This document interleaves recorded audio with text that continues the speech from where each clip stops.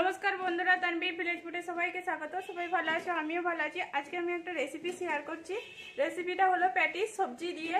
আর আমি কি কি দিচ্ছি না যে ঘরের কিছু সামান্য কিছু জিনিস দিয়ে আমি বানাচ্ছি। আপনারা দেখুন প্রথম থেকে পুরো শেষ অবধি। আর কি কি দিচ্ছি না দিচ্ছি সেটাও আমি বলে দিচ্ছি। এখানে নিয়েছি মটর, আলু আর গাজর নিয়েছি। আর এখানের মধ্যে নিয়েছি মশলার মধ্যে রয়েছে লঙ্কা গুঁড়ো, হলদি, নুন আছে, বেকিং সোডা আছে, আদা আছে, এটা আমচুর পাউডার আছে, আর এটা জিরে আছে। এখানে আমি ময়দাটাকে মেখে নিয়েছি।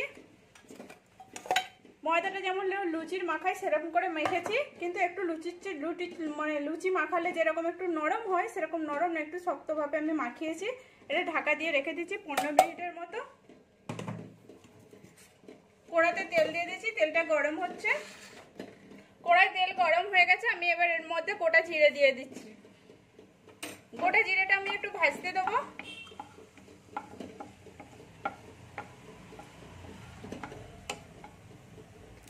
দেখুন আমার ভাজা হয়ে এসছে।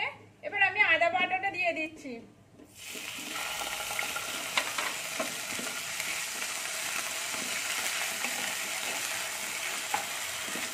আলু, মটর, গাজর আমি দিয়ে দিলাম। আদাটাও আমার ভাজা হয়ে যাবে, আর এইগুলোও আমার ভাজা হয়ে যাবে। এগুলো দিয়ে আমি ভালো করে নাড়তে চাইছি।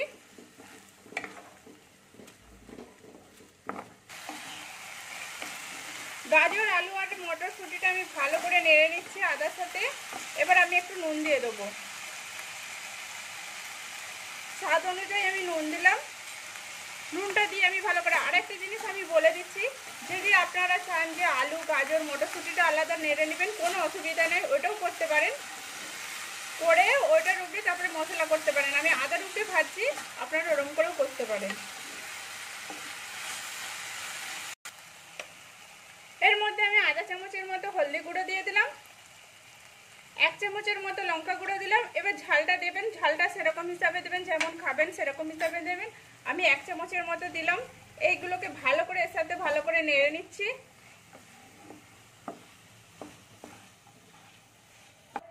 এই দেখুন কষার পরে আমি জল দিয়ে দিয়েছি। জলটা দিয়ে এবার ঢাকা দিয়ে দিচ্ছি, যে আলু, মটর, গাজর সবকিছু সিদ্ধ হওয়ার জন্য। আর এটা পুরো ভালো ঘাঁটো পুরো মাখো মাখো হবে, আমি সেরকম অপেক্ষা করব। দেখুন এখানে আমার সবজিটা পুরো জলটা শুকনো হয়ে গেছে, আর আলুটাও আমার সিদ্ধ হয়ে গেছে। দেখুন সবকিছু আমার সিদ্ধ হয়ে গেছে। আর এখানে আমি একটা ডিম নিয়েছিলাম, ডিমটা সিদ্ধ করে নিয়েছি। ডিমটা এবার গ্রেট করে নেব।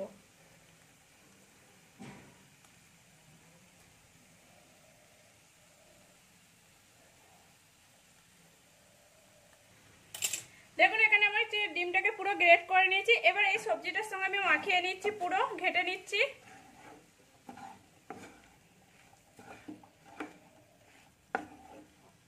আর এখানে আমি আমচুর পাউডার দিয়ে দিচ্ছি আধা চামচের মতো। এটা টক টক ঝাল ঝাল মিষ্টি মিষ্টি লাগবে, বেশ ভালো লাগবে। আর এটার মধ্যে চিনিও দিতে পারেন, কেন আমি চিনিটা দিচ্ছি না, গাজর দেওয়া রয়েছে বলে। বেশি করে গাজর দেওয়া রয়েছে, আপনারা কম গাজর দিলে কি মিষ্টি দিতে পারেন। এই দেখুন পুরো আমার ঘাটা হয়ে গেছে। এবার আমি এটাকে নামিয়ে নেব। কেটে পুরো গোল পাকিয়ে নিয়েছি। এখানে আমার এই সবজিটাও ঠান্ডা হচ্ছে। আর এখানে আমি ব্যাটারটা আমি বানিয়ে নিচ্ছি। ব্যাটারটা এখানে বেসন নিয়েছি, এটা 4 চামচ বেসন নিয়েছি। আধা চামচের মতো আমি বেকিং সোডা দিলাম। আর এখানে 1 কাপের মতো আমি দুধ নিয়েছি, এটাকে আমি ভালো করে ঘেটে নেব। ব্যাটারটা ভালো করে মাখাবো এর সাথে, দুধের সাথে। দেখুন আমি এখানে বেলে নিচ্ছি। এটা গোল করে বেলে নিতে হবে। এই দেখুন কতটা মোটা হয়েছে। এর মধ্যে আমি এবার পুর দিয়ে দিচ্ছি।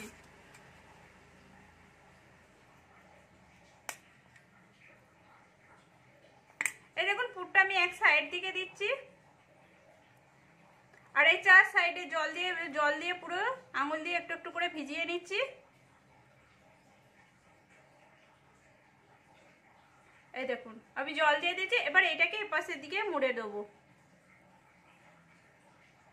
দিয়ে সাইডগুলো ভালো করে টিপে দেবো, যাতে বাইরে বেরিয়ে না আসে সবজিটা।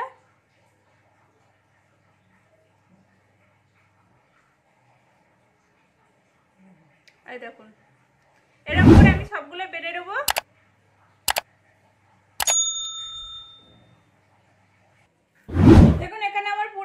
কমপ্লিট বানানো হয়ে গেছে। তেলও এখানে গরম করতে দিয়েছি, তেলটাও গরম হয়ে গেছে। আমি একটা একটা করে এবার ছেড়ে দিচ্ছি।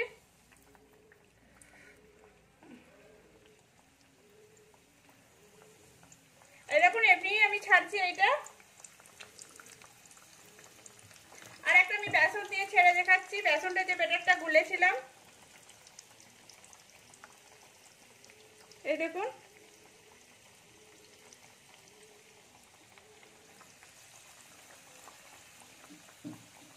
আমি দু রকমই বেজে দেখাচ্ছি, দু রকম ভাবেই হবে।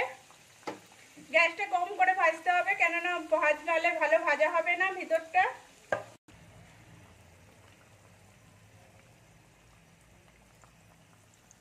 এখন এখানে বেসনেরটা হয়ে গেছে, আমি বেসনেরটা তুলে নিচ্ছি।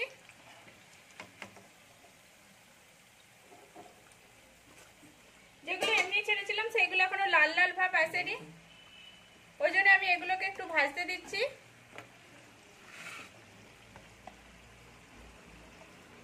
এখানে তেলটা ফাঁকা আছে, এর মধ্যে আমি আরেকটা দিয়ে দিচ্ছি।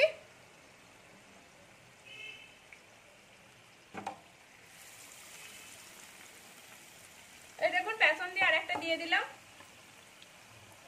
দেখুন এরকম করে লাল লাল করে আমি সবগুলো ভেজে নেবো। আপনারা দেখুন লাস্টে আমি পুরোটাই দেখাচ্ছি যে কিরকম লাল হয়েছে না হয়েছে। আরো লাল করে আমি ভেজে, এই দেখুন আমার পুরো এটা কমপ্লিট হয়ে গেছে। এই দেখুন এবার আপনাদের দিকে দেখাচ্ছি কেমন হয়েছে।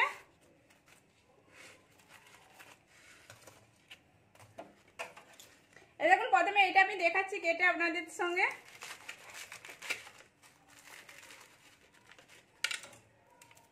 এই দেখুন পুরো ডিম আলু পুরো মটরশুঁটি সবকিছু দেখানো যাচ্ছে পুরো, আর দেখাও যাচ্ছে। এই দেখুন, আর এইটা কতটা মজমজে হয়েছে এটাও আমি দেখাচ্ছি। এই দেখুন হাতেতেই পুরো গুঁড়ো হয়ে যাচ্ছে। এবার বেসনেরটা দেখাচ্ছি, বেসনেরটা কেমন হয়েছে।